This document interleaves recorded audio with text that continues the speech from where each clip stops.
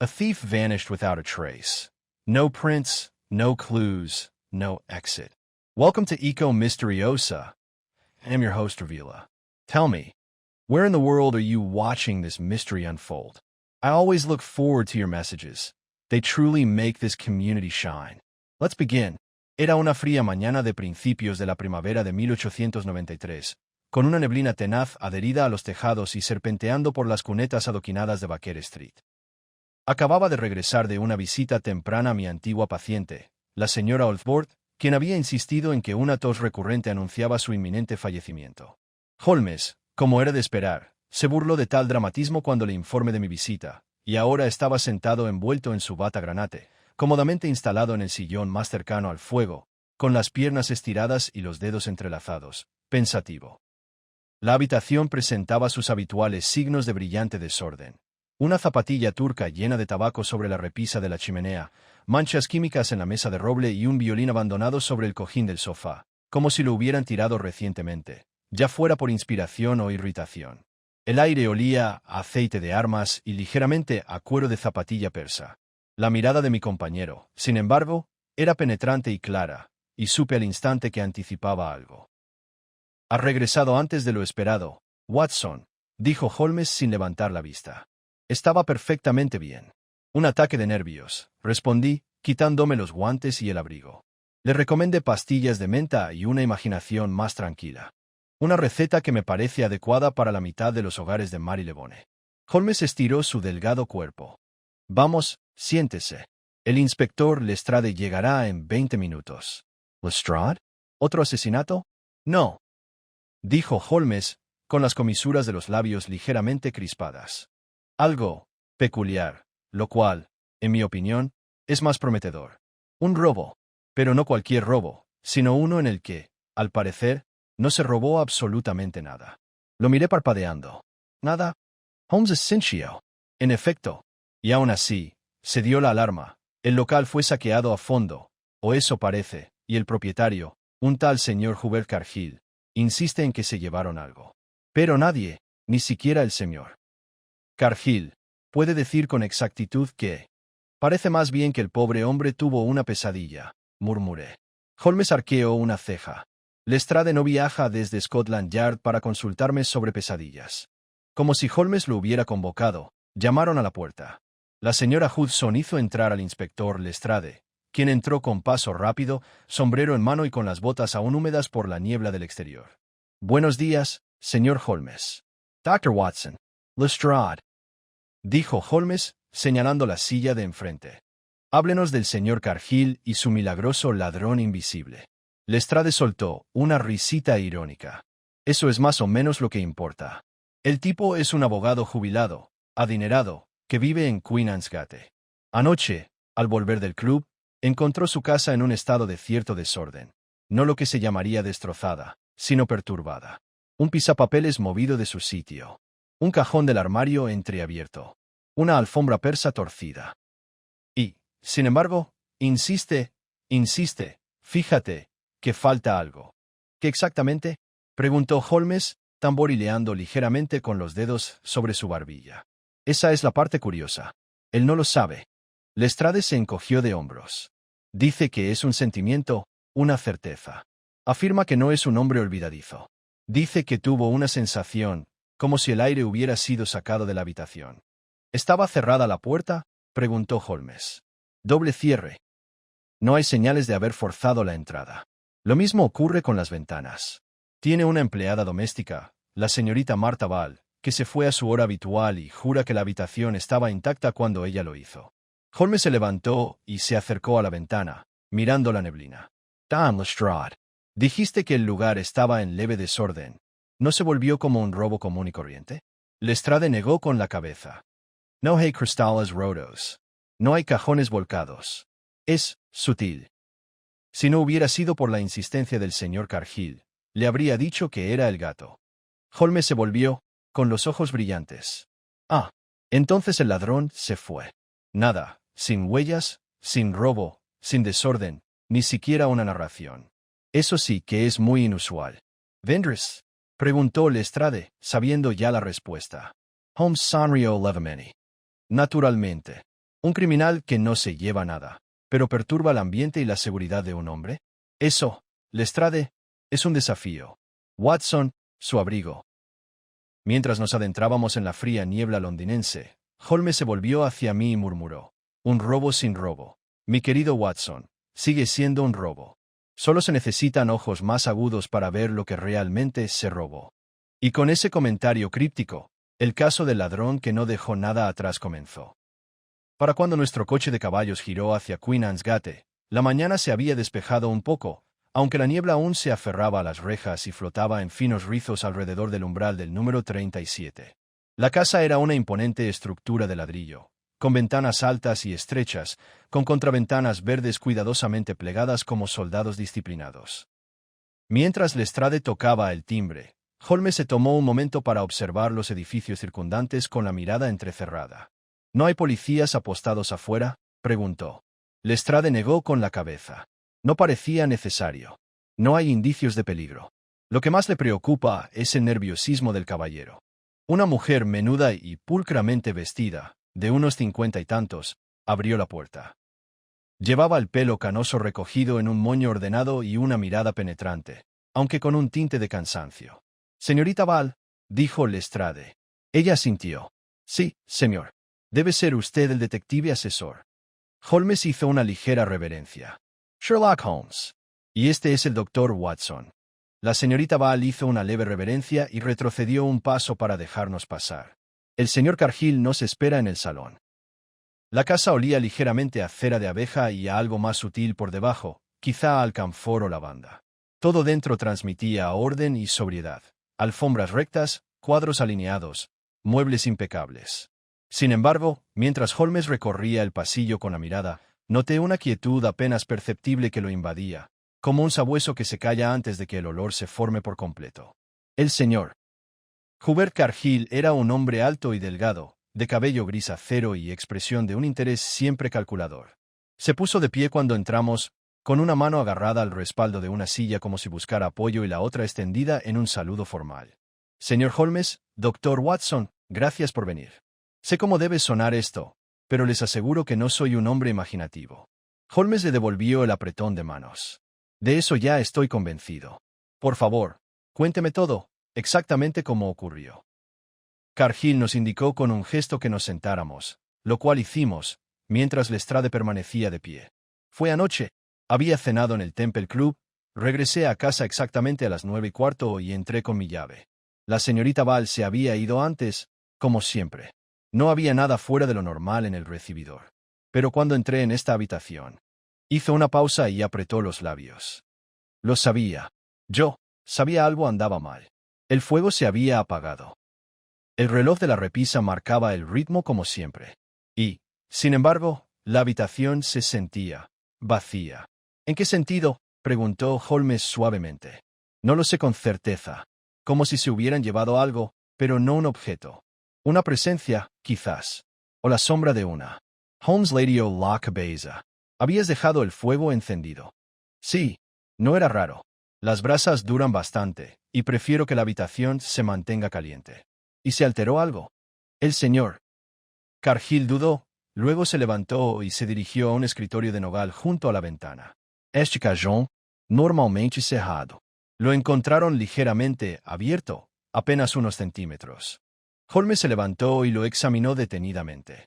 «¿Tenía usted la costumbre de guardar objetos de valor dentro?». «No, no. Solo correspondencia, cartas antiguas, documentos legales, papeles del seguro. Nada de valor para un ladrón común». Holmes abrió el cajón. Dentro, vi una pila ordenada de paquetes de papel atados con cinta roja, algunos sobresellados y un cuaderno delgado. Holmes levantó este último y lo abrió. Al cabo de un momento, lo devolvió tal como lo encontró. «¿No había señales de entrada forzada?», preguntó, volviéndose hacia la señorita Val. «Ninguno», respondió ella con prontitud. «Salí por la puerta principal justo después de las 6 y la cerré con llave, como siempre. Las ventanas estaban cerradas con llave». «¿Notaste algo extraño cuando limpiaste esta habitación ayer?». «No, señor. Nada. Todo estaba como debía estar». Holmes se acercó lentamente a la chimenea. Se agachó y examinó los atizadores de latón, levantando uno y acercándolo a la luz. «Dígame, Señor Cargill, ¿tiene usted la costumbre de ajustar los registros usted mismo? Cargill parpadeó. A veces sí. ¿Por qué? Hay una leve mancha de hollín en el mango del atizador, diferente a las demás. Alguien la usó, pero no recientemente. El pulimento aún no se ha deslustrado, lo que sugiere una manipulación apresurada. Holmes se giró de repente y se acercó a un pequeño armario oriental cerca de la esquina. Lo abrió y examinó el interior. Unos jarrones de cerámica, un abrecartas de plata y una fina tira de madera forrada de terciopelo para guardar puros. Holmes golpeó suavemente el estante. ¿Fumaste uno de estos anoche?, preguntó. Cargill frunció el ceño. No, casi nunca lo hago. Holmes sacó un cigarro y se lo acercó a la nariz. Ah, y aún así, uno de ellos fue sacado y devuelto. Pero no era el mismo. Todos nos inclinamos hacia adelante. Holmes hizo un gesto. Este cigarro tiene un ligero aroma a la taquia egipcia, no a la mezcla de los demás. Alguien se llevó uno, quizá por su apariencia, y devolvió otro. Descuidado, pero también ingenioso. Lestrade dio un paso al frente. ¿Qué pasa, Holmes? Holmes no respondió de inmediato. En cambio, se acercó a la ventana, descorrió la cortina y examinó el alféizar. Hay una huella aquí. Una leve depresión en el umbral. Alguien estuvo allí hace poco. Lo suficientemente alto como para mirar dentro. Cargill pareció alarmado. Pero esa ventana estaba cerrada. En efecto, el pestillo no ha sido tocado. Quienquiera que haya sido, no entró por la ventana. Solo quería ver dentro. Para confirmar que no había nadie aquí, murmuré. Holmes asintió. Exactamente. Se dio la vuelta y caminó lentamente hacia el centro de la habitación. Luego cerró los ojos por un momento. Cuando volvió a hablar, su voz había bajado un poco el tono. Lo perturbador aquí no es lo que se llevó, sino en cómo fue tomada. O mejor dicho, lo que nunca estuvo destinado a ser encontrado. Hubo una pausa. Disculpe, preguntó Cargill. Creo que el intruso se llevó algo. Pero algo intangible. Información, quizás. Una carta copiada, un diagrama, una sola nota. Registraron sin rebuscar. Prefirieron la discreción a la rapidez. Quizás sabían que no sabrías qué faltaba. De hecho, confiaron en ello. Holmes miró a Lestrade. Necesito saber todo sobre las actividades profesionales recientes del señor Cargill. En particular, cualquier caso que involucre registros confidenciales, herencias en disputa o chantaje. Cargill levantó la mano. Eso es bastante amplio. Holmes esbozó una leve sonrisa. El ladrón no dejó nada, señor Cargill. Pero solo en el sentido más literal. Dejaron tras de sí el rastro de un propósito, y ahora debemos descubrir con qué fin. Se acercó a la repisa de la chimenea y golpeó el reloj con un nudillo. Watson, recuérdame luego que mida la diferencia de capas de polvo. Sacaron algo de este estante hace 2 días y lo reemplazaron mal. Mira, el anillo de color más claro debajo de la base. Ya lo veo, dije. ¿Crees que se llevaron el objeto y luego lo reemplazaron? ¿O que algo estaba oculto bajo el objeto y se retira sin alterar el elemento principal? Holmes se enderezó. Lestrade, me gustaría hablar con los vecinos del señor Cargill. Con discreción. Pregúntale si se ha visto a algún extraño merodeando por los alrededores en los últimos 3 días. Lestrade asintió y se despidió. Holmes se volvió hacia mí con los ojos encendidos. Watson, no buscamos lo que fue robado, sino. Lo que se observó es un robo que no se realiza con fines de lucro, sino por conocimiento. Eso lo hace aún más peligroso. Recuperó su sombrero y su bastón. Ven, tenemos que hablar con el tabaquero de la esquina. Ese puro de segunda podría decirnos más que cualquier otra cosa en esta sala. Y con eso, volvimos a adentrarnos en la arremolinada niebla de Londres, mientras el misterio se profundizaba con cada paso calculado. Para cuando llegamos al estanco de la esquina de Petit France, la niebla se había vuelto a espesar, enroscándose contra las rejas de hierro y deslizándose en volutas fantasmales a través de las farolas. Holmes avanzaba con su habitual paso decidido, con los ojos entrecerrados bajo el ala del sombrero, con la mente ya muy por delante. Seguí su ritmo lo mejor que pude, aunque el frío empezaba a calarme el abrigo.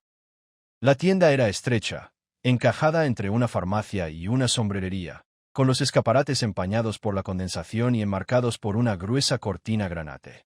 Una campana de latón tintineó al entrar.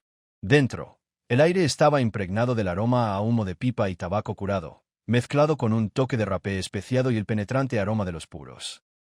Hileras de estanterías de madera oscura cubrían las paredes, repletas de latas, bolsas y pequeños frascos de vidrio etiquetados con una caligrafía impecable. Detrás del mostrador se encontraba un hombre corpulento con un bigote bien recortado y un chaleco que le sobresalía ligeramente. Levantó la vista al entrar, parpadeando entre la nube de humo de su pipa. «Buenos días, caballeros», dijo alegremente. «¿En qué puedo ayudarles?» Holmes dio un paso adelante, sacando ya del bolsillo de su abrigo el puro sustituido. Lo ofreció con delicadeza. «Quizás pueda ayudarme a identificar el origen de este cigarro, señor». El hombre lo tomó con reverencia y se lo llevó a la nariz. Sus ojos se iluminaron al instante. «Ah, un buen ejemplar. La taquia egipcia con un toque de perique, mezclado con mimo. No es para fumar todos los días. ¿Los vendes?» «No, señor. Demasiado especializado para la mayoría de mis clientes. Pero conozco la marca. Langford and Mayhew, Tabaqueria, de Clerkenwell Road. Los hacen por encargo, raros, exclusivos. Solo unos pocos caballeros de la ciudad los consumen con regularidad». «¿Podrías nombrar alguno?», preguntó Holmes. El tabaquero dudó y luego se encogió de hombros. «No es exactamente confidencial, señor Holmes». El hombre parpadeó. «¿Sherlock Holmes?». Holmes inclinó ligeramente la cabeza. «Bueno, entonces, he oído hablar de usted, señor». «Muy bien. Sé con certeza que el señor Julian Beaterford, el abogado, es uno de esos caballeros. Pide media docena cada 15 días. Siempre la misma mezcla. Gusto peculiar, pero refinado». Holmes frunció ligeramente el ceño. «Ese es». Holmes le dio las gracias, le ofreció una moneda por la molestia y se dio la vuelta para marcharse. Cuando la campana volvió a sonar tras nosotros, se puso los guantes con movimientos rápidos y concentrados. «Watson, recuerda ese nombre». Beaterford defendió el caso de fraude de Harrington hace 2 años. Se rumoreaba que se había ocultado en documentos que no debían ser vistos, ni siquiera por el tribunal. «¿Insinúas que estuvo involucrado en el robo en Cargills?», pregunté, siguiendo su paso. «No necesariamente. Pero él podría ser la conexión con el cigarro, y el cigarro podría ser nuestra conexión con el verdadero objetivo. Pero ¿por qué reemplazarlo?», reflexioné en voz alta. «¿Por qué no simplemente tomarlo?». «Porque el ladrón tuvo tiempo de borrar sus huellas. Querían aparentar una normalidad intacta. Reemplazar el cigarro sugiere cálculo, una conciencia del escrutinio. Y eso nos dice algo muy importante». Holmes se detuvo bruscamente debajo de una lámpara de gas de hierro forjado. La luz brillaba débilmente sobre sus rasgos afilados. Este no fue un acto impulsivo. No fue desesperación. Fue inteligencia deliberada. Alguien buscó algo preciso, lo encontró, y se esforzó por no dejar rastro perceptible. Pero al hacerlo, creado un patrón. Avanzó de nuevo, esta vez más rápidamente. «Debemos visitar al señor Beaterford. Inmediatamente». Nos llevó casi 1 hora llegar a Lincoln's Inn, y al llegar, encontramos al señor Julian Beaterford en sus aposentos, estudiando detenidamente un grueso conjunto de libros de derecho y hablando en voz baja con un secretario. Era un hombre delgado, casi calvo pero impecablemente vestido, y se levantó con una mirada de interés reservado cuando nos anunciaron. «Señor Holmes. Dr. Watson. He oído hablar de sus hazañas, por supuesto. ¿A qué debo el placer?». Holmes no perdió tiempo. Levantó el cigarro. «¿Reconoces esto?». Beaterford frunció el ceño. «Claro, es mío, o mejor dicho, la mezcla que he preferido durante años». «¿Por qué?». «Se encontró la casa del señor Hubert Cargill. Reemplazaba por completo un cigarro diferente». Un destello cruzó el rostro de Beaterford, demasiado rápido para que la mayoría lo registrara, pero no para Holmes. «No conozco a ningún señor Cargill». «No, era abogado. Jubilato. Pero una vez fue fideicomisario del patrimonio de la familia Whittaker». Eso provocó una reacción más pronunciada. Beaterford se tensó ligeramente y luego ofreció una débil sonrisa. «Sí, he oído hablar del caso. Un asunto bastante complicado. Disputa, gerencias».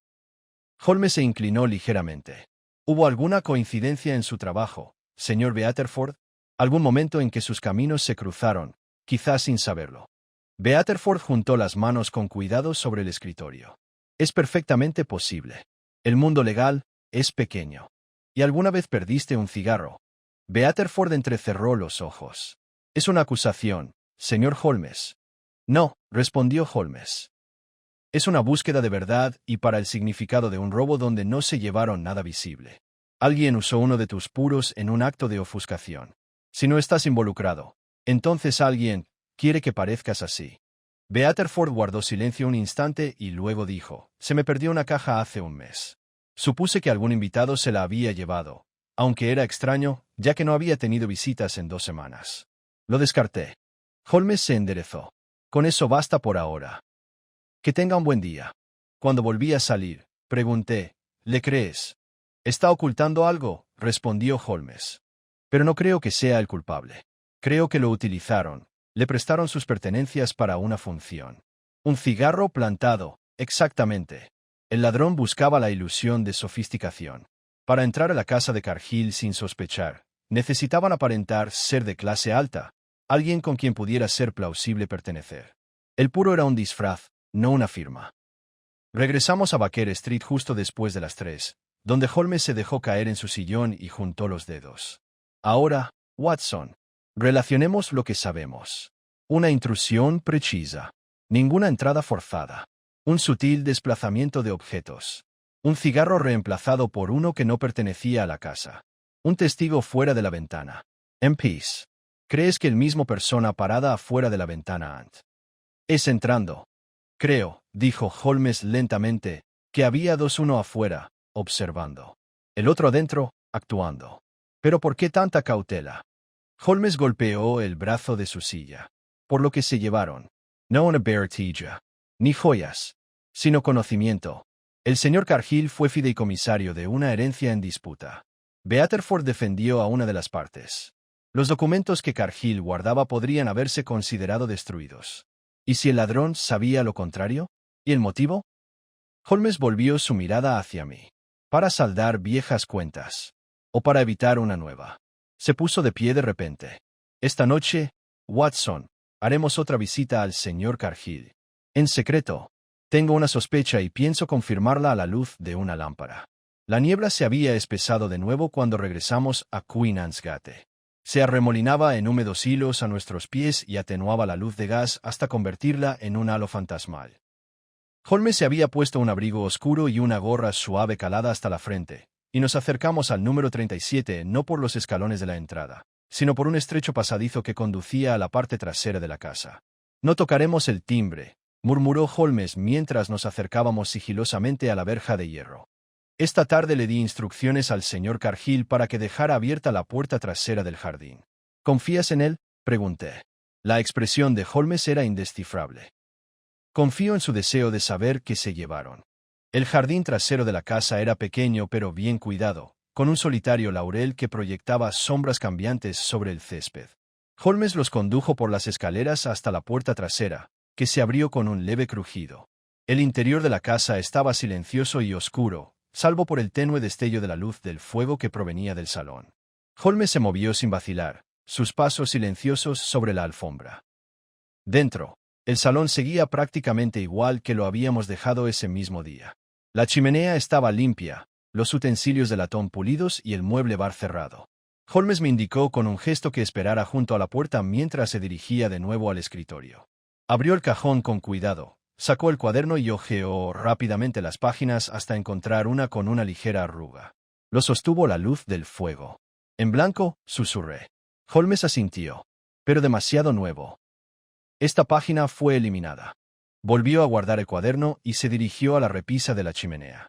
De su abrigo sacó un pequeño estuche con portaobjetos y pinzas. Con gran precisión, levantó el reloj de su sitio y deslizó una de las placas de cristal bajo la base.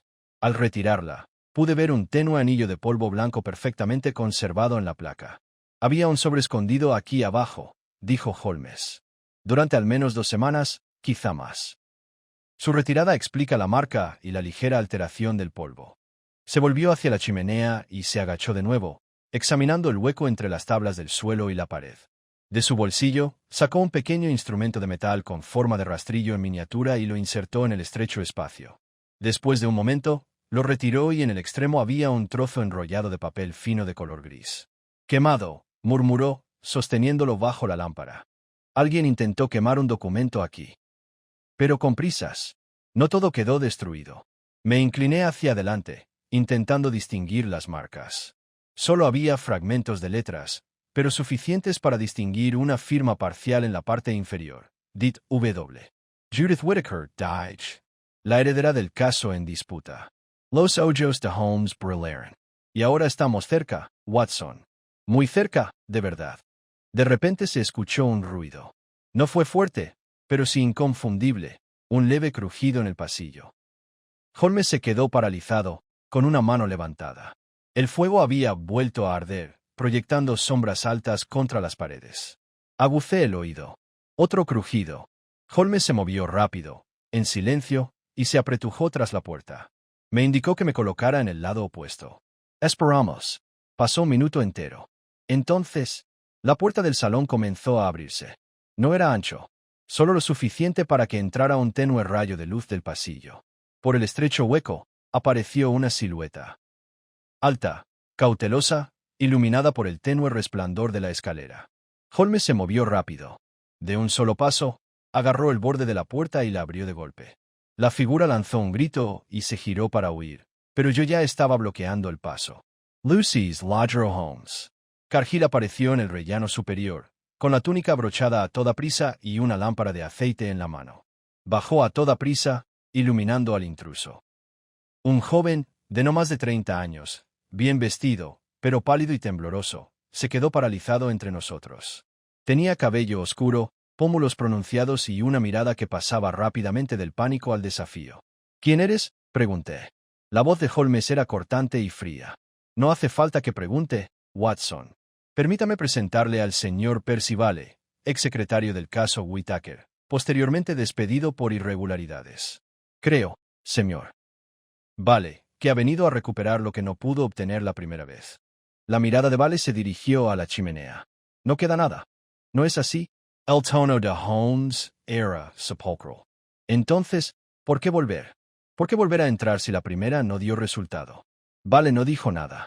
Cargill, Polito, dio un paso al frente. Te recuerdo. Estabas con Greaves, el abogado junior. Llevabas la contabilidad. Y hizo más que eso, dijo Holmes. Intentó manipularlos. Falsificó asientos, manipuló sumas. Pero cuando los documentos se presentaron ante el tribunal, fueron reemplazados por los originales, preservados, me atrevería a decir, por nuestro meticuloso señor Cargill. Cargill asintió, todavía conmocionado. Guardé una copia. No pude comprobarlo, pero sospeché de alguien. Holmes se volvió hacia Vale. Necesitaba esa copia. No para defenderse, sino para enterrarla. Registraste esta habitación hace 2 noches y encontraste lo que buscabas, pero no todo. La carta de la señorita Judith Whittaker, escondida bajo el reloj, se te escapó. Y ahora has regresado para destruir lo que queda. Vale apretó los puños.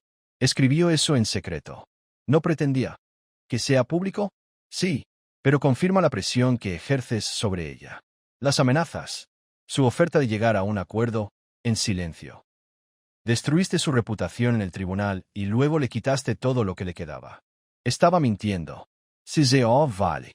Quería despedir a su hermano. Yo intentaba detenerla. Holmes se acercó. Entonces, ¿por qué no sacar a la luz la carta en el juicio? Vale no dijo nada. Holmes le hizo un gesto a Cargill. Llamen a la policía. Lestrade querrá saber esto. Pero Vale se giró de repente y salió corriendo. Lo perseguí, pero Holmes gritó, «Suéltalo». Me detuve en seco cuando Vale desapareció por la puerta trasera hacia el oscuro jardín. Holmes exhaló y recuperó el trozo quemado de la chimenea. Está en pánico. Correrá y cometerá errores. Cargill se dejó caer en una silla. «Cielos. ¿Él era el ladrón?» «Una de dos», dijo Holmes con calma. «Tuvo ayuda. Alguien con acceso, o al menos con conocimiento. Sospecho que descubriremos que la señorita Val, la ama de llaves, estuvo ausente más tiempo del que afirmó». «¿Señorita Beale?» Pregant sorprendido. Dijo que se fue a las 6. Pero nadie lo confirmó. ¿Y la ventana? ¿Recuerdas? Alguien estaba afuera observando. Necesitaban confirmar que la casa estaba vacía. Val pudo haberles dado ese margen de tiempo. Pero ¿por qué involucrarse? Quizás por dinero. O por compasión. Vale tiene encanto y desesperación. Cargill, con el rostro endurecido, se levantó. Yo mismo hablaré con el Yard. Holmes es Cinchio. Haslow. Pero adviérteles, Vale puede no actuar solo. Y el verdadero motivo no reside en el robo, sino en ocultación. Encuentre la verdad en esa carta, señor Cargill, y comprenderá por qué lo arriesgó todo para robar algo que no se puede comprar. Al adentrarnos de nuevo en la fría niebla del exterior, Holmes miró hacia la luna nublada y dijo, un robo sin huellas. Pero no sin consecuencias. Porque el conocimiento, Watson, es el premio más peligroso de todos. Regresemos a Baker Street, en silencio. Holmes encendió un cigarrillo con las brasas de la chimenea y se sentó en el sillón, con los largos dedos entrelazados delante de la barbilla y los ojos cerrados. Sabía que no debía interrumpirlo cuando adoptaba esa postura. Era su particular método de analizar las pruebas no con palabras, sino con patrones, ver conexiones donde otros veían coincidencias. Me entretuve con mis notas junto al escritorio, organizando lo que podía recordar. El sobre perdido, el cigarro intercambiado, la carta quemada y, finalmente, el regreso inesperado del señor Percival, cuyas acciones, aunque torpes, confirmaron lo que Holmes había sospechado desde el principio. Sin embargo, algo seguía incompleto. Teníamos al actor, los medios y el objetivo, pero no la totalidad. ¿Por qué? Holmes habló por fin. Watson, falta algo. Me giré en la silla. ¿El resto de la carta? No, no el documento. El motivo. Pero sin duda el motivo de Vale está claro. Regresó para eliminar pruebas de su participación en el fraude de Whittaker, que se juzgó y resolvió hace 2 años, interrumpió Holmes con los ojos aún cerrados. Su despido vino después, sí, pero no se presentaron cargos penales. ¿Por qué arriesgarse a ser descubierto ahora? ¿Por qué entrar en casa de Cargill por una carta que solo podía revivir lo que ya había pasado? Fruncí el ceño. ¿Crees que ha pasado algo nuevo? Holmes abrió los ojos, ahora con la mirada fija. Creo que alguien ha reabierto una vieja puerta. O bien hay una nueva herencia en juego o una nueva demanda ha avivado las llamas.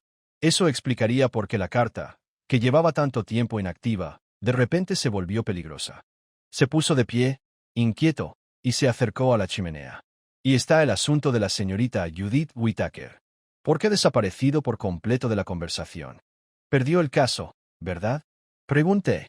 Su reclamación de la herencia fue rechazada. Sí, dijo Holmes. Pero apeló discretamente 6 meses después, aunque fue desestimada. Después de eso, desapareció de la vista pública. Sin dirección. Sin correspondencia. Ni siquiera su abogado conoce su paradero actual. ¿Sospechas de algo ilícito? No. Sospecho intencional desaparición. En ese momento, un golpe en la puerta interrumpió nuestros pensamientos. Era Lestrade, con el sombrero en la mano y el rostro inusualmente serio. Hemos alcanzado a Vale, dijo, interviniendo. Lo acorralamos junto al río. Saltó al agua e intentó nadar, pero no fue lo suficientemente rápido. Está detenido, tiene frío, está mojado y no dice gran cosa. ¿Hay algún documento sobre él? Preguntó Holmes. Ninguno. Nada incriminatorio. Pero sí tenía una entrada para una función de teatro, dentro de 2 noches. El Paragón, en el Strand. Holmes parpadeó. ¿Qué cosa más curiosa para llevar en el bolsillo cuando uno intenta desaparecer? Eso pensé, dijo Lestrade. A menos que no tuviera pensado presentarse. Holmes se volvió hacia mí bruscamente. Abrigo, Watson. En 10 minutos, estábamos caminando nuevamente bajo las luces de gas, con Lestrade a nuestro lado y nuestro destino claro, el Teatro Paragón. Era casi medianoche, y las luces del teatro estaban atenuadas, con las puertas de hierro forjado cerradas, pero un estrecho pasadizo lateral conducía a una puerta de acceso al escenario, aún tenuemente iluminada. Holmes llamó con fuerza y apareció un portero soñoliento. ¿Qué pasa?, murmuró. Holmes mostró una tarjeta. Sherlock Holmes. Estamos investigando. ¿Ha visto a este hombre? Le mostró al portero un boceto que Lestrade había realizado, el rostro de Vale dibujado con trazos rápidos. El portero entrecerró los ojos. Sí, estuvo aquí ayer. Preguntó por recoger un paquete de la señorita. ¿Quién era? La señorita Ainsley. Dijo que había dejado algo en la recepción. La voz de Holmes se agudizó. ¿Lo coleccionó? No, señor. El nombre no estaba en nuestro registro. Se lo dije. Holmes retrocedió. Señorita Ainsley. Interesante. Lestrade lo miró. ¿Otro cómplice? ¿O un alias, dijo Holmes. Watson, piensa. Ainsley, un nombre sin registro público. Sin relación con el caso Whittaker. Sin conexión formal con Vale. Que es precisamente lo que uno elige cuando quiere desaparecer. Lo alcancé. ¿Crees que Judith Whittaker posa con ese nombre? Creo que es muy probable. Lestrade y Frodo Lawson. Pero ¿por qué usar el teatro? Holmes ya caminaba de un lado a otro. Una reunión pública, envuelta en el anonimato. Ella deja un paquete en el teatro. Él regresa días después a recogerlo. Ella evita el contacto, pero la comunicación continúa. Lestrade Grunow. Podemos revisar el registro de visitas para ver si alguien usa ese nombre. Holmes asintió. Y hazlo rápido. Si ya cambió de nombre una vez, puede volver a hacerlo. Partimos rápidamente. La pista del teatro, aunque frágil, había abierto una nueva línea de investigación. Pero la energía de Holmes había cambiado. Ya no era cautelosa, sino casi febril de anticipación. A media mañana del día siguiente, Lestrade regresó con noticias. Allá era una tal señorita Ainsley en el registro. Reservé hace 3 semanas una entrada individual y le dejé un paquete al encargado del mostrador. Firmado con el nombre, claro como el agua. ¿Qué había en el paquete?, preguntó Holmes. Un manuscrito, en un sobresellado. Al no ser reclamado en una semana, el gerente lo abrió. Dijo que era lenguaje legal, algo denso. El rostro de Holmes se ensombreció. Ese era el documento que faltaba. Vale no lo robó de Cargills. Intentó recuperarlo del teatro. La carta era un señuelo. Entonces, ¿qué hacía Vale en casa de Cargill? Pregant. Intentaba confirmar si el original aún existía. No encontró nada y entró en pánico. Regresó más tarde con la esperanza de borrar todo rastro. Pero el documento real ya había sido trasladado. Al teatro, murmuré. Los ojos de Holmes brillaron. Judith Whittaker se lo anticipó. Se volvió hacia Lestrade. Encuéntrala. Empieza por hoteles cerca del teatro, alias que empiecen por A. Busca a cualquiera que haya hecho reservas breves con apellidos rotativos. Salidas tranquilas y limpias. Probablemente viaje con una sola maleta. Si no me equivoco, lleva semanas en Londres, esperando. Lestrade asintió y se fue. Holmes se reclinó en su silla. Ahora a esperar, Watson. Pero el panorama está casi completo. Vale quería destruir las pruebas que podrían resucitar el caso de Judith Whittaker. Ella, a su vez, aseguró su supervivencia, colocándolas en un lugar donde él no pudiera mirar. Una parcela de teatro. Anónimo. Astuto. ¿Pero por qué ahora? El rostro de Holmes se tornó pensativo. Porque algo cambió. Apuesto a que ha aprendido algo, tal vez nuevas pruebas, tal vez apoyo. Ya no se esconde. Está preparante y Vale, al percibirlo, actuó con desesperación. Lo miré fijamente. ¿Crees que pretende impugnar el fallo otra vez? Creo, dijo Holmes en voz baja, que ya lo ha hecho. Y en ese momento, el misterio que comenzó con un robo que no dejó rastro comenzó a adoptar su forma final. Una batalla no por joyas o dinero, sino por la reputación, el legado y la verdad enterrada durante mucho tiempo bajo el silencio. Al día siguiente, una llovizna espesa y persistente cayó sobre Londres. La lluvia repiqueteaba suavemente contra los cristales de Baker Street, limpiando el hollín de los ladrillos y tiñendo la ciudad de un gris pálido. Dentro, Holmes guardaba un silencio inusual. Estaba sentado con las piernas cruzadas en el sofá, con los dedos entrelazados en el regazo, con la mirada fija no en mí ni en ningún objeto en particular, sino en los dibujos cambiantes de la niebla del exterior. No me atreví a interrumpirlo. Habíamos desayunado brevemente en silencio, e incluso había dejado la pipa a un lado para dedicarme a reflexionar. El único sonido provenía del tenue tic-tac del reloj de la repisa y el ocasional crujido del papel mientras revisaba las notas de nuestras entrevistas anteriores. Poco después de las 10, el silencio se rompió con un fuerte golpe en la puerta. Me levanté para abrir, pero Holmes ya se movía. Lestrade, dijo, abriendo la puerta él mismo. El inspector entró, sacudiéndose las gotas del paraguas. La encontré. Holmes esbozó una extraña sonrisa. Excelente. ¿Dónde? Permanecer bajo el nombre Anne Ainsley en una pequeña pensión cerca de Bedford Square. Un lugar tranquilo, una casera de mediana edad, sin hacer preguntas. Lleva allí 3 semanas. ¿Y está seguro de que es Judith Whittaker? Lestrade asintió. Coincidía con la descripción del expediente Whittaker. Le pregunté el nombre y no lo negó. Esperaba que la encontraran. Ella ofreció algo voluntariamente. No mucho, pero dijo que no hablaría con nadie. Pero tú. Holmes se volvió hacia mí. Brigo, Watson. Ahora es el momento en que todo cambia. La pensión era un edificio modesto con hiedra trepando por la fachada de ladrillo y una aldaba de latón pulida hasta un brillo tenue. Nos llevaron al salón. Una habitación modesta con cortinas de encaje, un reloj de pared que hacía tic-tac y un ligero aroma a agua de rosas. Una mujer se levantó del sillón cerca de la chimenea al entrar. Judith Whittaker era más joven de lo que esperaba, quizá de 30 años, con el cabello castaño rojizo recogido en un moño práctico y ojos claros que no reflejaban miedo, solo cansancio. Llevaba un sencillo vestido gris, sin adornos, pero limpio. Había algo en su porte que me recordaba a Holmes en su momento de mayor control. Tranquilo, atento y completamente seguro de sí mismo. Señor Holmes, dijo en voz baja. Y el doctor Watson. Gracias por venir. Holmes hizo una reverencia. Señorita Whittaker. O mejor dicho, señora, ¿no? Entrecerró los ojos ligeramente. No, sigue siendo señorita. Él asintió. Entonces, no nos engañemos. Creo que posee un documento que su antiguo tutor, el señor Hubert Cargill, ocultó hace años, y que teme que ahora esté en peligro. Nos hizo un gesto para que nos sentáramos. Tienes razón. La carta que le escribía Cargill no era una prueba. Era. Confesión admití, en ese momento, que sabía de los fondos faltantes, pero no que los había tomado. Quería que el abogado de mi hermano, el señor Vale, según parece, dejara de acosarme. Amenazó con acusarme públicamente si no renunciaba a mi reclamación. Esa carta fue mi rendición. Chantaje. Entonces, dijo Holmes. Sí, respondió ella. Pero extraoficialmente. Nadie pudo probarlo.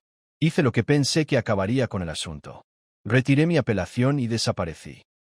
La herencia de mi padre pasó a mi primo Rupert. Vale permaneció en un segundo plano, pagando discretamente por sus servicios, aunque nunca se le agradeció formalmente. Y ahora, dudó un momento, luego metió la mano en un escritorio y sacó una carpeta.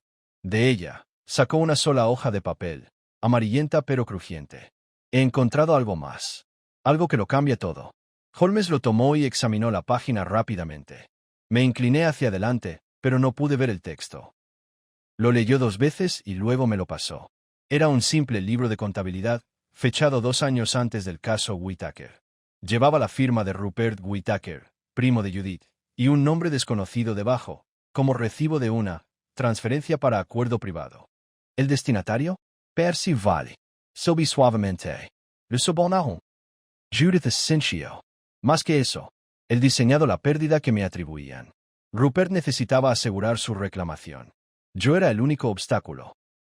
Así que contrató a Vale para que organizara el asunto, manipulara documentos, difundiera rumores y luego descubriera mis supuestas irregularidades. La carta de chantaje que escribí fue solo el eslabón final. La expresión de Holmes se tornó feroz. Así que Vale era a la vez falsificador y extorsionador, y Rupert Whittaker el verdadero instigador. Sí, y ahora pretendo recuperar el apellido de mi familia. ¿Ha contactado con un abogado?, preguntó Holmes. Todavía no, dijo Judith. Pero tengo una estrategia. Entregué una copia de la carta al teatro como una especie de seguro. Si Vale descubría que aún tenía pruebas, quería que pensara que era lo único que tenía. Sabía que actuaría precipitadamente. Sí, dijo Holmes. Entró en la casa del señor Cargill 2 veces. Sus labios se afinaron. Entonces es más tonto de lo que pensaba. Me temo que es peor que una tontería, dije. Está detenido. Intento de fuga, entrada ilegal y ahora fraude. Ella suspiró profundamente pero no mostró sorpresa. Holmes se inclinó ligeramente hacia adelante. Señorita Whittaker, ha jugado un juego peligroso. No solo con sus enemigos, sino con la verdad. Ocultó esta información durante años. No tenía en quién confiar, dijo en voz baja. Y no me quedaban fuerzas para luchar. Pero ahora, preguntó Holmes. Ahora estoy listo. Lestrade entró entonces, tras haber esperado respetuosamente en el pasillo. Holmes se volvió hacia él. Nos lo ha contado todo, dijo. Y tiene las pruebas. Necesitará una declaración jurada y recuperar este libro de contabilidad. Lestrade emitió un gruñido de satisfacción. El Yard estará encantado de tener la imagen completa. Mientras nos preparábamos para irnos, Judith se levantó. Señor Holmes, ¿me creerán? Holmes la miró durante un largo momento.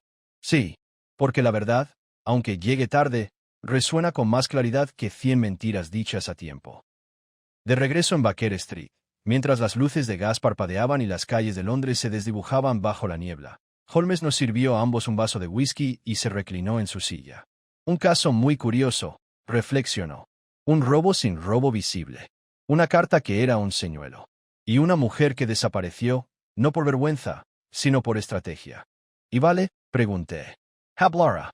Siempre quiso salvarse a sí mismo, no a Rupert. Una vez acorralado, lo ofrecerá todo.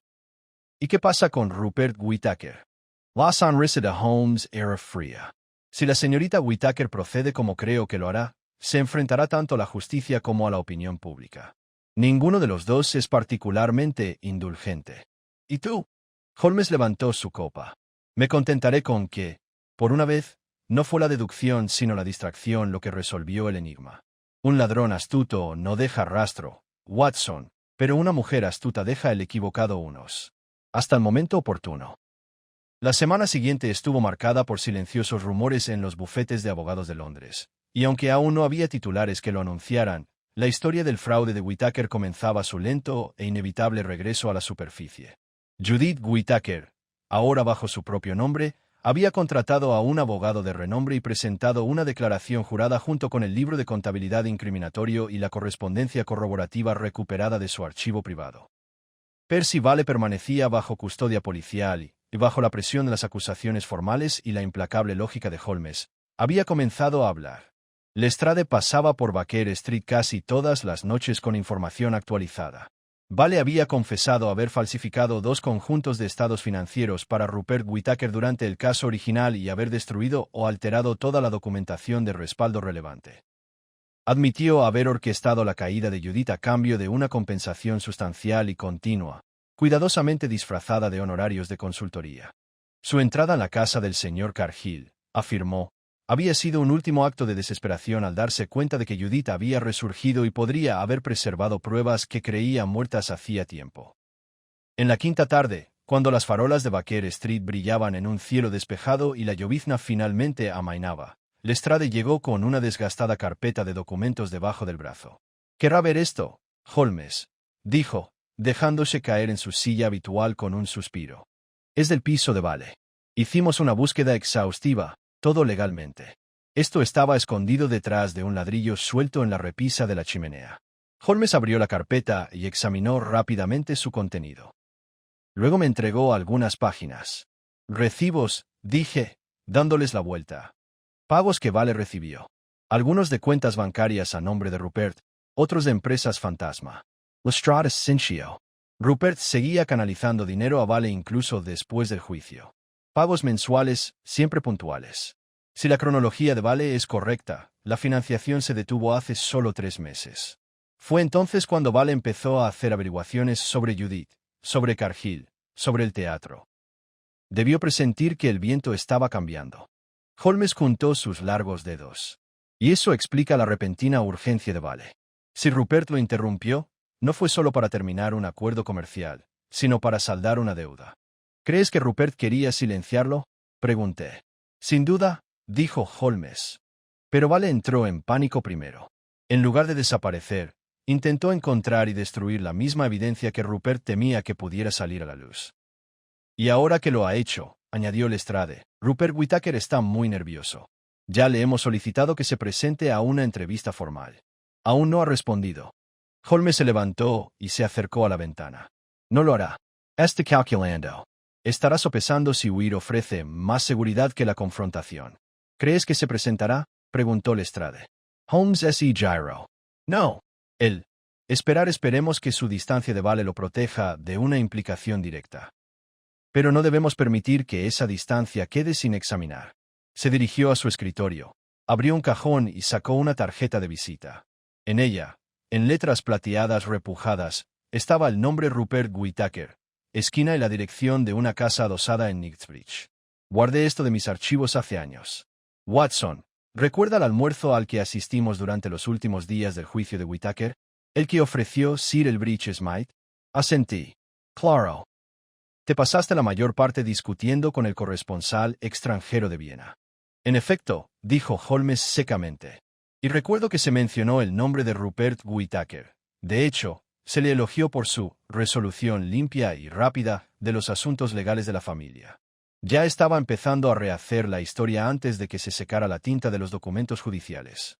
Tomó su abrigo del perchero. Creo que es hora de visitar al señor Whittaker. Antes de que se convenza de que la tormenta ha pasado. Era una tarde despejada y fresca cuando llegamos a Knightsbridge. La casa estaba impecable, de paredes altas, con escalones iluminados con gas y una puerta pulida con una modesta aldaba de latón. Holmes llamó una vez. Abrió un mayordomo con expresión indescifrable. Señor Rupert Whittaker, dijo Holmes. Nos esperan. El mayordomo nos hizo pasar sin rechistar, aunque vi que sus ojos se detuvieron demasiado tiempo en el rostro de Holmes. Nos condujeron a un salón lujosamente decorado, alfombras gruesas, paneles oscuros y una chimenea de mármol que desprendía una calidez reconfortante, aunque un poco opresiva. Rupert Whittaker entró poco después. Era un hombre alto y elegante, de unos 40 y pocos años, con una barba bien recortada y un aire de seguridad que rayaba en el desapego. Vestía un smoking color borgoña y llevaba una copa de oporto, que bebió con evidente placer. Señor Holmes. Dr. Watson. ¿A qué debo este placer inesperado? Holmes no intentó ser cortés al asunto de su prima Judith Whittaker, o mejor dicho, al fraude cometido contra ella, que usted orquestó y el señor Percy Vale ejecutó. Los ojos de Rupert ni siquiera parpadearon. El señor Vale es un hombre con problemas.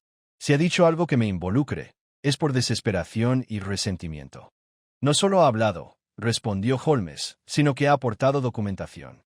Recibos, cartas, copias de asientos contables. Y pronto, el abogado de Judith presentará una nueva demanda civil, junto con una denuncia penal. Rupert tomó otro sorbo de oporto. Si estás aquí para intimidarme, te aseguro. Holmes dio un paso al frente con voz de acero. Estoy aquí para advertirle. Es demasiado listo para creer que esto no llegará a los tribunales. Pero aún puede haber tiempo para mitigar el daño. Cooper. Confiese su responsabilidad, revele toda la información, y los tribunales podrían ver con buenos ojos el arrepentimiento.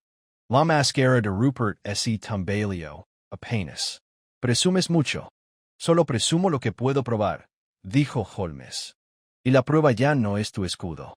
Y es tu soga. Por un largo momento el silencio permaneció entre ellos. Entonces Rupert Whittaker sonrió levemente. Mi prima es más resiliente de lo que creía. En efecto, dijo Holmes. Y con más principios que cualquiera de los hombres que intentaron arruinarla. Whittaker dejó su vaso. Disculpen, caballeros. Espero recibir noticias de estas acusaciones pronto. Hasta entonces, buenas noches. De vuelta en el taxi, Holmes permaneció en silencio hasta que entramos en Piccadilly. Entonces dijo, ya lo ha aceptado. ¿Aceptado qué? Pregunté. La inevitabilidad del proceso. Ese no era el rostro de un hombre que se preparaba para huir. Era el rostro de un hombre que preparaba su defensa. ¿Crees que peleará? Oh, sí. Alegará ignorancia, culpará a Vale, insistirá en la ambigüedad de los documentos. Pero la situación ya está cambiando. Y en cuanto la prensa detecte un escándalo familiar en Whittaker, hasta el escudo más dorado se empañará. ¿Y Judith? El tono de Holmes se suavizó. Tendrá su día en la corte. Y con él, la restitución de lo que le arrebataron injustamente, no solo su herencia, sino también su integridad. Se reclinó hacia atrás, con los dedos entrelazados detrás de la cabeza. Este caso empezó sin nada. Sin robo, sin daños, sin pérdidas. Y, sin embargo, lo que encontramos fue un robo de reputación, un daño a la confianza y una pérdida de justicia. Ese, Watson, es el delito más insidioso de todos. Los días que siguieron marcaron el lento desmoronamiento de la cuidadosa fachada de Rupert Whittaker. A mediados de semana, el asunto había llegado a las páginas legales de los tiempos, expresado con delicadeza, por supuesto, heredero del patrimonio Whittaker cuestionado en controversia hereditaria. Pero el lenguaje no pudo suavizar las implicaciones. El abogado de Judith Whittaker había presentado su solicitud de reapertura del proceso sucesorio, respaldada por el testimonio corroborado de Percy Vale, ahora formalmente acusado de fraude, conspiración e intento de extorsión. Y por las pruebas completas presentadas por Holmes y Scotland Yard. Scotland Yard, actuando con cautela pero con decisión, citó a Rupert para que compareciera ante el juez.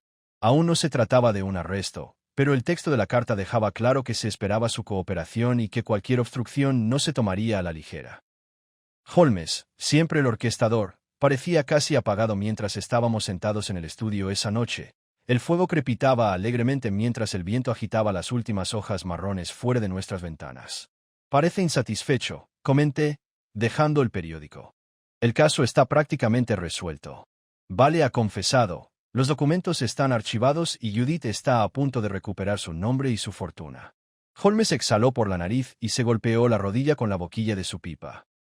Y aún así, Watson, algo en el ritmo me sigue molestando. Levanté la vista. ¿Crees que hemos pasado por alto un detalle? Creo, dijo lentamente, que hemos malinterpretado un motivo. Antes de que pudiera preguntar más, un golpe nos interrumpió.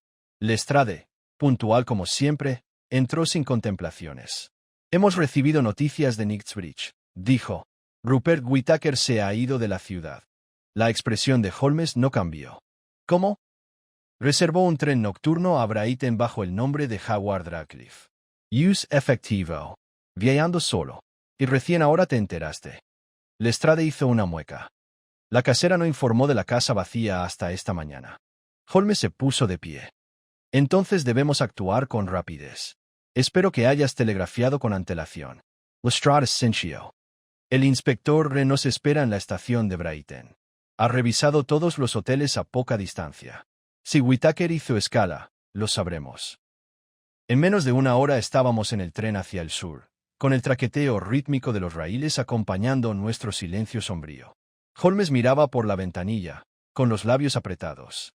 Podía notar que su mente giraba, reevaluando el caso desde una nueva perspectiva. Al llegar, la brisa marina nos golpeó como una bofetada, fresca, fría, salada y, a su manera, vigorizante. El inspector Wren, un hombre bajo y corpulento con un bigote bien depilado, nos recibió en el andén. Lo hemos rastreado, dijo sin preámbulos. Se registró en el Hotel Royal Albion bajo el alias Radcliffe tal como dijo Lestrade. Habitación en el último piso, con vistas al muelle. Llegamos poco después de medianoche. Solo. Preguntó Holmes. El personal lo dice. Sin visitas ni mensajes. Pidió una tetera y nada más. Pagó a 2 noches. Holmes se volvió hacia Lestrade. ¿Y no se ha marchado? No, señor. Todavía no. Holmes asintió una vez. Entonces hablemos con él, antes de que cambie el rumbo. El Royal Albion, con su alta fachada blanca y balcones de hierro, se alzaba imponente sobre la explanada. Subimos al último piso, acompañados por Wren y el gerente del hotel, y nos detuvimos al final de un largo pasillo alfombrado. Habitación 406. Holmes llamó una vez, con firmeza. Ninguna respuesta. Volvió a golpear, más fuerte. Todavía nada. Wren se adelantó y probó la manija. Cerrada. El gerente sacó una llave, dudó y luego abrió la puerta. Las cortinas estaban corridas. La habitación estaba en silencio. En el sillón junto a la ventana estaba sentado Rupert Whittaker, completamente vestido, con un libro en el regazo y la cabeza ligeramente ladeada. Por un momento pensé que estaba dormido. Entonces Holmes avanzó y le tocó la muñeca. No tengo pulso, dijo simplemente. Había un vaso sobre la mesa junto a él, casi vacío. El borde tenía un ligero residuo. Holmes lo olió y lo dejó. Hidrato de cloral, dijo. No es sutil, pero sí efectivo. Lestrade maldijo en voz baja. ¿No hay ninguna nota? Pregunté. Holmes negó con la cabeza. No, pretendía que esto fuera el final, no una confesión. Una retirada definitiva. Wren regresó al pasillo para llamar a policía local y a un médico. Holmes permaneció en silencio durante un largo rato frente al cuerpo. Estaba acorralado, dijo finalmente. Temía la desgracia, los litigios, la cárcel. Y por eso eligió el olvido. Un hombre sin coraje para las consecuencias. Lestrade se dio la vuelta con los brazos cruzados. Podríamos haberlo detenido si hubiéramos sido más rápidos. No, dijo Holmes. Lo había decidido mucho antes de que se enviara la citación. Por eso cortó el contacto con Vale hace meses. Ya estaba atando cabos sueltos. Lo que no tuvo en cuenta fue el regreso de Judith y la solidez del caso en su contra. Dimos nuestra declaración a las autoridades de Brighton, y el resto fue formal. La muerte de Rupert Whittaker sería declarada suicidio, su patrimonio congelado a la espera de la investigación, y su participación en el fraude Whittaker quedaría al descubierto ante la opinión pública. Su nombre, una vez engalanado con falso honor, se disolvería en la vergüenza. El viaje de regreso en tren fue sombrío. Incluso Holmes, normalmente indiferente a las conmociones emocionales que seguían a sus casos, se sentó en una especie de silenciosa reflexión. Por fin, al pasar por Croydon, habló. Siempre hay un precio, Watson. La verdad lo exige. ¿Crees que debería haber sido juzgado? Creo que debería haberlo afronté, sí. Pero su muerte no borra su culpa. Y podría, al final, asegurar la restauración de Judith más rápidamente. Sin oposición. Sin obstrucciones. Solo lo que el registro demuestra ahora. Y Vale. Vale enfrentará un juicio, dijo Holmes, y probablemente prisión. Pero sospecho que el mayor castigo será saber que solo fue un mero instrumento. Usado, pagado, desechado, y recordado solo como una nota al pie en la desgracia ajena. Regresamos a Baker Street tarde esa noche. Me fui a la cama casi de inmediato, pero Holmes permaneció en la sala, violín en mano, dibujando largas y melancólicas notas bajo el suave silbido de las farolas de gas. La melodía le resultaba desconocida. Quizás una de su propia invención, pero tenía el peso de algo que había terminado. Por la mañana nos esperaba una carta. Estaba dirigida al señor Sherlock Holmes, escrita con una letra pulcra que reconocí al instante. Estimado señor Holmes, solo te escribo para agradecerte. Lo que has hecho es más que restaurar la posibilidad de la justicia. Has restaurado la fe. Antes creía que el silencio era más seguro que la verdad. Has demostrado lo contrario. La herencia será revisada en las próximas semanas. Mi abogado cree que el tribunal fallará a mi favor. Pero sea cual sea el resultado, me mantendré firme ahora. Gracias a ti.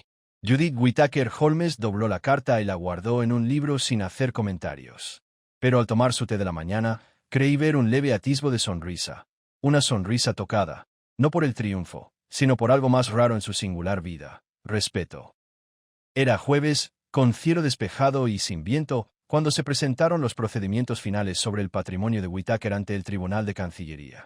Aunque el asunto había comenzado discretamente, como un mero atisbo de intriga en un puñado de despachos de abogados, ya se había convertido en una especie de juicio público.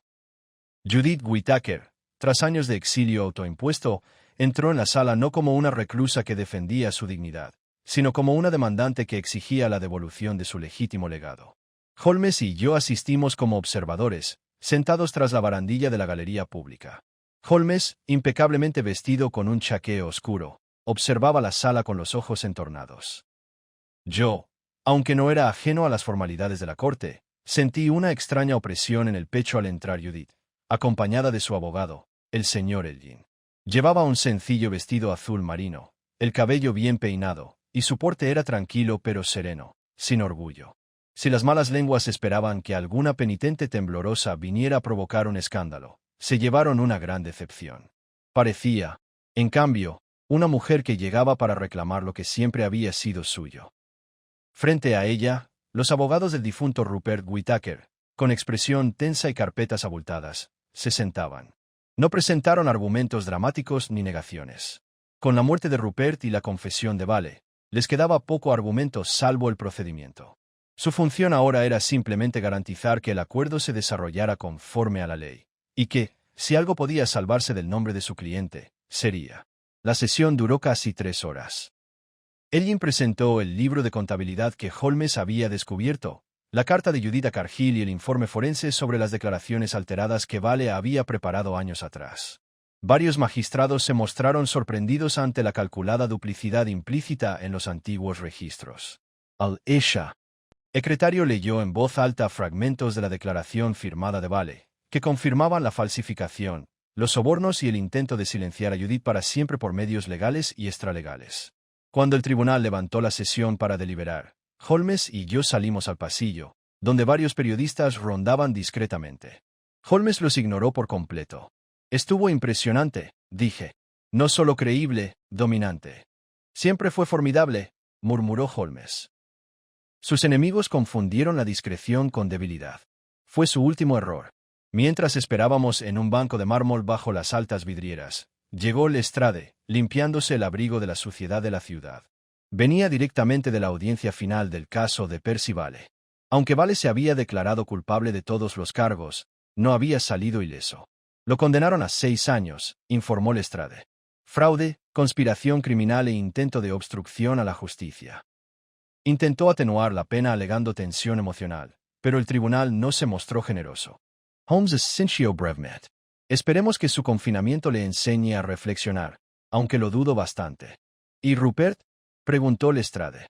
Su reputación reside donde descansa su cuerpo, respondió Holmes. Su influencia, sin embargo, es otra historia. Tomará tiempo desmantelar el mito que él mismo construyó, pero sucederá. Lentamente, públicamente. El tribunal se reanudó poco después de las 3. Judith regresó al estrado, con el rostro indescifrable, aunque sus manos estaban ahora más apretadas que antes. El juez presidente habló con mesurada solemnidad. A la luz de nuevas pruebas, corroboradas por declaraciones de testigos y registros financieros autenticados, el tribunal determina que la sentencia original sobre el patrimonio de Whittaker se dictó con pretextos falsos y documentación fraudulenta. La legítima reclamante, la señorita Judith Whittaker, queda restituida como heredera y beneficiaria legal. El patrimonio del difunto Rupert Whittaker será revisado para detectar ganancias ilícitas y redistribuidos según corresponda. El asunto de la restitución se remite a la división de sucesiones. Se produjo una pausa en la sala del tribunal, silenciosa, densa, como la respiración contenida entre una caída y un aterrizaje. Judith no lloró, simplemente inclinó la cabeza una vez. Y al levantar la vista, sus ojos recorrieron la habitación, encontrando a Holmes en la galería. Él inclinó la cabeza, nada más, pero ella le devolvió el gesto con una leve sonrisa, de alivio, pero no de triunfo. Afuera, el viento había arreciado. La victoria, aunque innegable, estaba teñida de esa peculiar melancolía que a menudo sigue a la justicia conseguida demasiado tarde para evitar el dolor. Caminamos a lo largo del terraplén en silencio, Holmes con las manos entrelazadas a la espalda. «Tiene su nombre otra vez», dije. «Nunca la perdió», respondió Holmes. «Solo su voz. Y ahora que ha regresado, no volverá a ser silenciada». Nos detuvimos junto al Támesis, donde el agua se movía lentamente bajo los puentes, reflejando el oro pálido del sol poniente. «Podría hacer algo útil con esa fortuna», comenté. «Parece de las que podrían abrir una escuela o una enfermería. No la heredera ociosa que la gente esperaba». Holmes le dirigió una mirada cálida y poco común. En efecto, la llama que sobrevive al viento y la lluvia arde con más fuerza que la que solo se alimenta del lujo. Mientras volvíamos hacia Baker Street, le hice una última pregunta. «Dígame la verdad, Holmes, ¿sabía que terminaría así? ¿Que el objeto perdido, el supuesto robo, sería algo tan intangible como verdad?» Se quedó en silencio un momento. Lo sospechaba. Las señales estaban ahí desde el principio. Una escena del crimen intacta, un cajón revuelto pero no vaciado, un cigarro que apuntaba no al ladrón sino a una actuación. El intruso no buscaba objetos de valor. Estaba cazando evidencia, y estaba aterrorizado de que alguien lo hubiera escondido a plena vista. ¿Y Judith?, pregunté. Ella era la distracción. O eso parecía. Oculta, silenciosa, olvidada.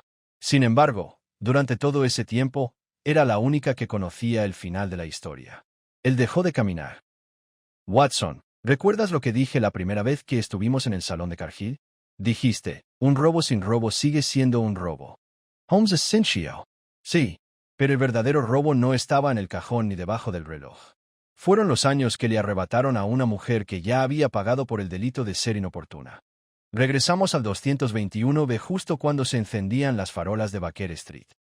La señora Hudson había preparado té, y Holmes, que por fin parecía contento, se sentó junto al fuego y cogió su violín. Al tensar el arco sobre las cuerdas, una melodía grave y lastimera llenó la sala, ni triste ni alegre, sino digna. Una melodía, pensé, que encajaba con el caso en sí, no marcada por un giro sensacional ni un clímax violento, sino por la búsqueda silenciosa e incesante de la verdad entre las sombras y el silencio. Los días siguientes trajeron un retorno gradual a la tranquilidad en Baker Street. La energía bulliciosa del caso Whittaker, los telegramas, las deducciones nocturnas, los encuentros agudos y las revelaciones sorprendentes, dio paso una vez más a los hábitos familiares de Holmes. Su correspondencia matutina doblada junto a la tetera, los aromas químicos que emanaban de la mesa del rincón donde reanudaba sus experimentos, y las melodías cadenciosas y serpenteantes de su violín resonando en la sala de estar durante las tardes de ocio. Por mi parte, reanudé mis rondas en el dispensario de Kensington y me puse al día con la correspondencia olvidada. Pero algo persistía en mí, una especie de reflexión difícil de ignorar. El caso no había terminado en derramamiento de sangre ni en titulares escandalosos, y sin embargo había dejado una huella tan profunda como cualquiera de nuestras aventuras más sensacionales. Quizás se debía a que no se trataba del espectáculo del mal, sino de la silenciosa erosión de la justicia. Como las mentiras, cuidadosamente colocadas y rara vez cuestionadas, podían moldear la vida de otros con la misma seguridad que cualquier delito violento. Al cuarto día de la sentencia, llegó un paquete dirigido a Holmes. Envuelto en papel marrón y atado con una cinta azul, no tenía remitente, solo una dirección en relieve en Belgravia. Holmes lo abrió sin hacer comentarios. Dentro había una pluma estilográfica de plata, sencilla y elegante, con 3 iniciales grabadas en la base, JWH. Debajo de ella había una tarjeta. Por restaurar no lo perdido, sino lo silenciado. Mi gratitud no se puede sellar ni firmar, solo vivir. J.W. Holmes lo estudió por un momento, luego cerró la caja y la colocó sobre la repisa de la chimenea. ¿Tienes intención de usarlo?, pregunté. Me miró. No. Algunos dones no están hechos para usarse. Están hechos para ser usados. Conservó.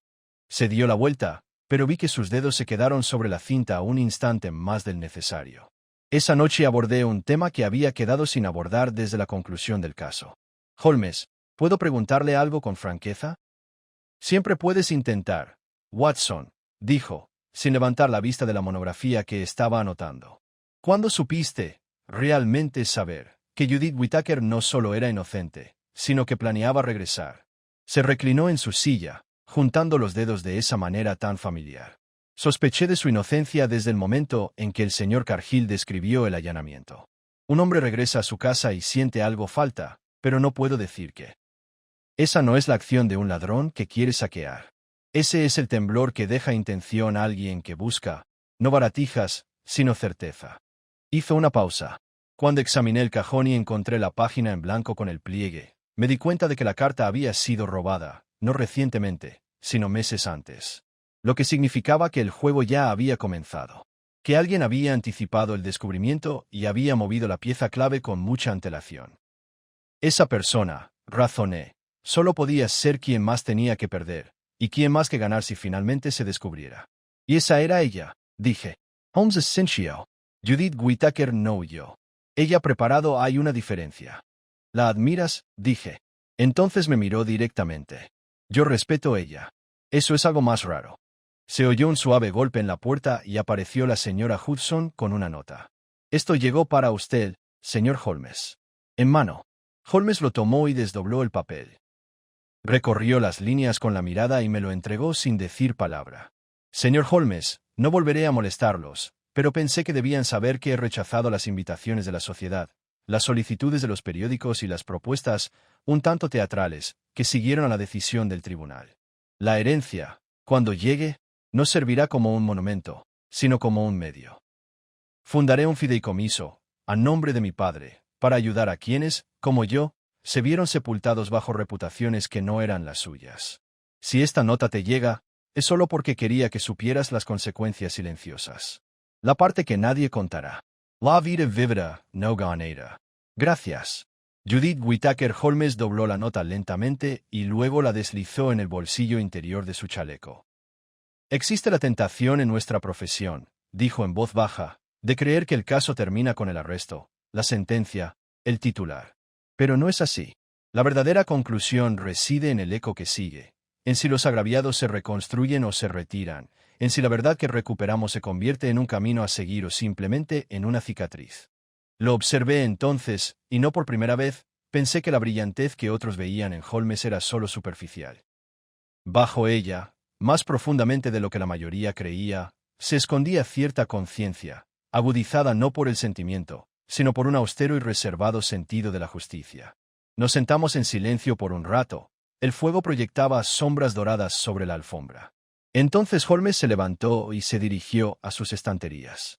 Tomó un delgado volumen encuadernado en cuero e insertó la tarjeta de Judith entre las páginas. ¿Archivado?, pregunté. Él sonrió levemente. Conservado. Era tarde cuando me levanté para despedirme. Holmes me acompañó hasta la puerta, como solía hacer en sus momentos más reflexivos. Cuando entré en la tranquilidad de Baker Street, con las lámparas parpadeando en el aire fresco, me di la vuelta una vez. Holmes, una última cosa. Si esto hubiera quedado sin resolver, si nadie hubiera encontrado el libro de contabilidad ni la carta, si Judith hubiera guardado silencio, ¿qué habría pasado? Se detuvo en el umbral. Entonces una mentira habría sustituido a una vida, dijo, y todos seríamos más pobres por ello. Y con eso, la puerta se cerró detrás de él. El caso del ladrón que no dejó nada atrás nunca se convertiría en la más famosa de las aventuras de Holmes. Carecía del encanto de un criminal enmascarado, del horror de un asesinato a medianoche ni de la teatralidad de un gran engaño. Pero, a su manera discreta, impactó más profundamente que la mayoría. Porque el ladrón no robó un objeto, sino que robó certeza y Holmes, en su metódica búsqueda, había restaurado no joyas ni oro, sino algo mucho más raro, el peso invisible de la justicia, regresado a sus legítimas manos. Y así, mientras Londres dormía y la niebla volvía a entrar, otro caso se cerró, no con un estallido, sino con una verdad que resonó, clara e inquebrantable, a través de las horas de silencio. Dr. John H. Watson. Unas semanas después, mientras los últimos toques de primavera empezaban a teñir de verde y flores las calles de Londres, me encontré de nuevo en nuestra sala de estar del 221B de Baker Street, observando a Holmes mientras atendía su mesa de química con silenciosa satisfacción. El caso Whittaker había desaparecido de los titulares, como todo acaba pasando. Nuevos crímenes, nuevos escándalos, nuevas distracciones habían ocupado su lugar. Pero entre quienes realmente entendían la naturaleza de la justicia, el caso aún persistía.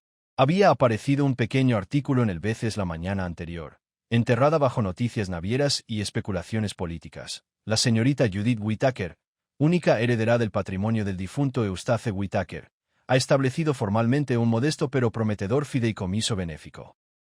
El Fondo de Resiliencia Whittaker ofrecerá asistencia jurídica y subsidios de vivienda a quienes busquen reparación por acusaciones injustas y privación de derechos.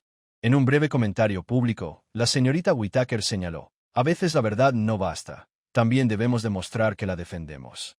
Holmes, que había leído el artículo en silencio mientras tomaba huevos y tostadas, no dijo nada en ese momento.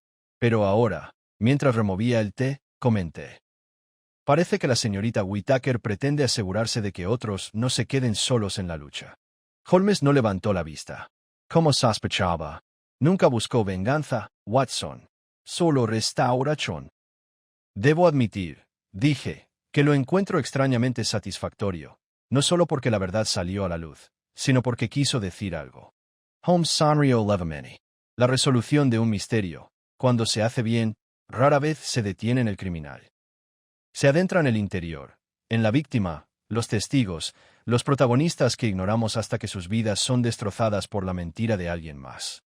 No basta con desenmascarar al culpable, hay que entender la máscara y por qué se la puso. Reflexioné sobre el caso, sobre los pasos furtivos de Percival por la sala de estar del señor Cargill, sobre el puro de reemplazo, el sobreperdido, el engaño complejo que al principio me había parecido tan escaso que casi era imaginario. Era un caso de fantasmas. Cosas no dichas, no mostradas, no robadas, pero muy sentidas. Solo Holmes podría haber leído tanto en tan poco.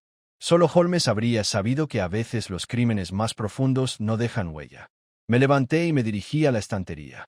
Allí, entre volúmenes de monografías y resúmenes legales, vi la carpeta encuadernada en cuero donde Holmes había guardado la pequeña tarjeta de Judith Whittaker.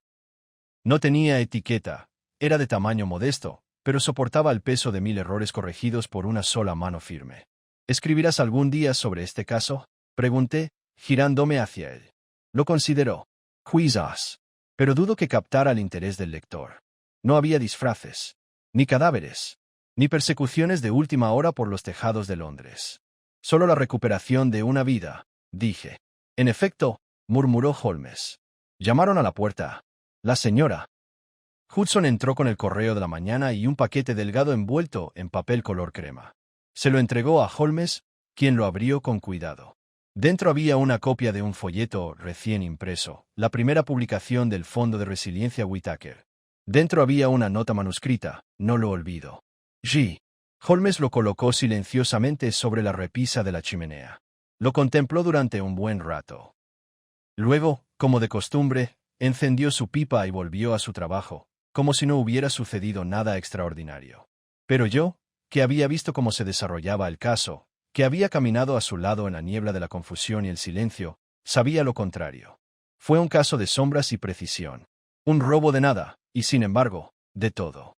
Y aunque Holmes jamás lo admitiría en voz alta, sabía que le había importado. Porque esta vez, la solución no solo había revelado a un villano. Había devuelto una voz. Y en el mundo de Sherlock Holmes, ese fue quizás el triunfo más delicado y significativo de todos. Dr. John H. Watson.